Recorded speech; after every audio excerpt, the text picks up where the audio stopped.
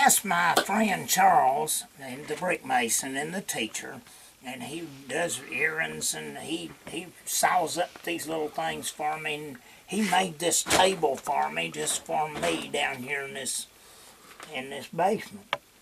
So Charles is my right-hand man, and he does a good job. He made a. I told him about this box that I wanted, and I have a wire here, and if that box will hold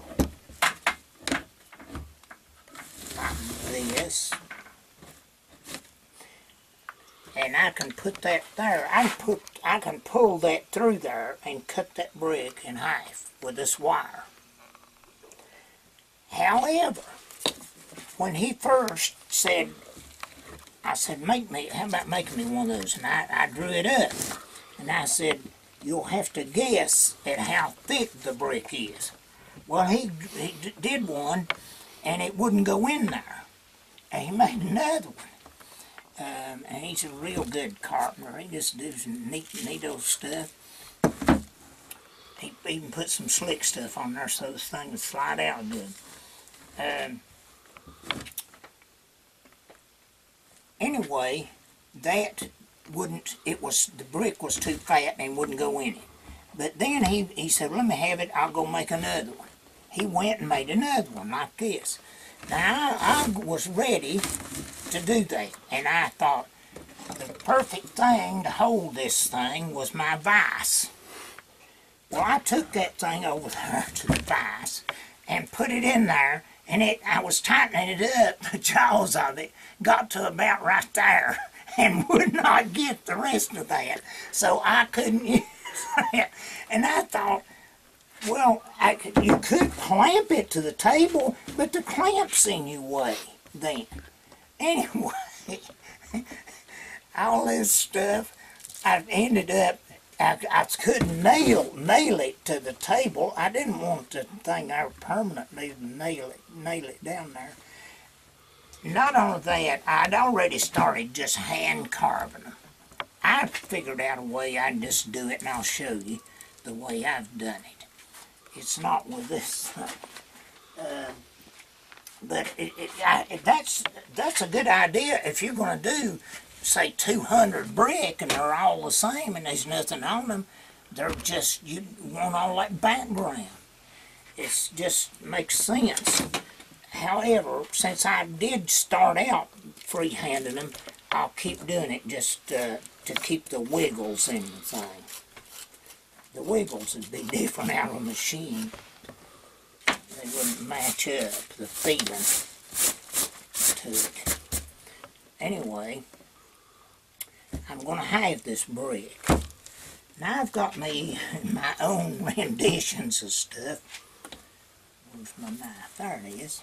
Now there's that go-getter, and I've wore that thing down there. It had a shape to the end of it at one time. But I do that, I pick my teeth with it. Oh, golly. But I chew on stuff, I prune with it. I do all that stuff. But I've got this little thing, and I know where to mark this brick. So I just mark that. And I'm going to go around that brick, and it'll take a second, but you'll see me have that brick, providing that wire doesn't break. I've already had it break once. It broke right at the end, so I could retie the thing. Now, you want to go straight up and down with your curve and any lines you make on there, anything you cut off, you want to go straight up and down with your knife. I don't want to go into the angle. This will just give you, it's kind of just a little bit of hard labor. Nothing too artsy about this. but I don't mind doing it. You've got to do, sometimes you've got to do things over and over and over. I haven't done all these yet because I wanted to wait till my patience got over. I'd say I've got about half of them done. I did finish the 4 corners, so that was the fun part. This was the part that's just a drag, kind of. But that drag can make it or break it. You don't want to come to something that's like that it didn't take you long to do and then throw it in there haphazardly. Take your time. Now remember, these things are wet and they're in the process of drying, so every now and then I've got those little rags and I just spray them with water every hour or so. Now, I've got that, and if everything works here, I'll get that wire down in that little groove that I've carved with my knife.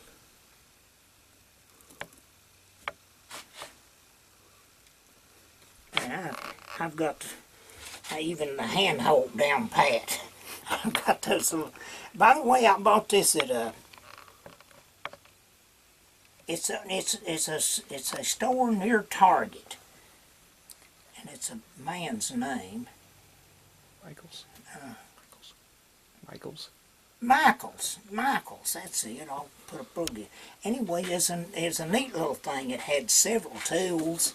It had that little tool in there, and that one, and that's the reason I bought it. It had a sponge, but it had this wire, and I thought, golly, it seems awful puny to me. I don't believe it'll work. I thought it'll break.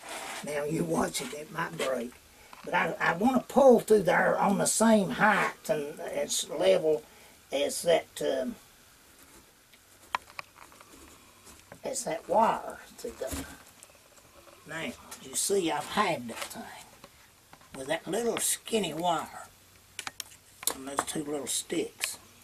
Now, after that's done, I want these to be slick. I want these to lift this way. It adds texture to the frame of the thing as compared to something slick. And of course it's going to be that compared to something slick too. These feathers are going to have little lines and stuff in them. Now sometimes I just, if there's any little hump or wiggle there, I'll just cut that off of there. These little things, it's just a little band of metal, so it's kind of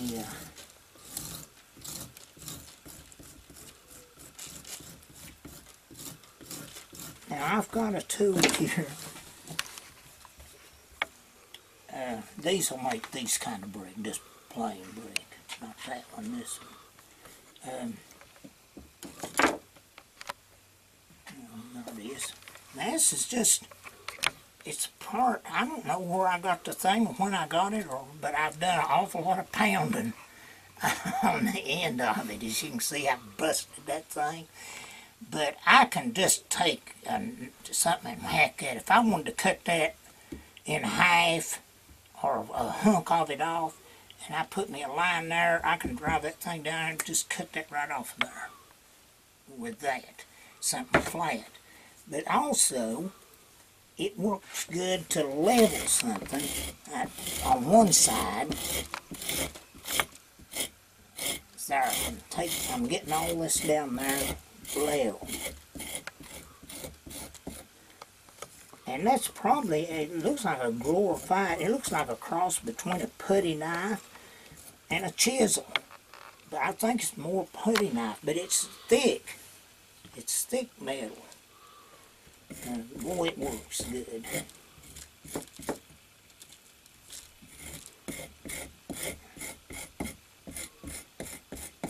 Now, that's fairly level. On this side, that thing's bent. This guy was flat, and I scraped it. It's good to scrape with. Then you turn it over to this other, and it kind of mashes. I don't know where I would get one. If I lost that, I'd just be out of luck. I'd have to go scrounging all over Kingsport and Johnson City and other various and sundry places. But I just couldn't get along about this thing now that I saw what it was going to do exactly like I wanted it. I did a test run on stuff. You can see, first thing I grabbed up was my pocket knife. And I mashed it down there. Now, around the edge, if it ravels a little bit, that doesn't bother me. If it's not too much raveling out, because that mortar will come up there and fill in those little places, and it'll just be slick as a mold when we're done. And this has to be the air that eagle is flying in. It can't have big globs of floating stuff out there in the air. Anyway, there's one of the bricks done. I'll just put it over here with the other bricks, but I'll finish this thing. I've got a bucket here I'm raking it in. Some of it goes in there, 90% of it goes in the floor.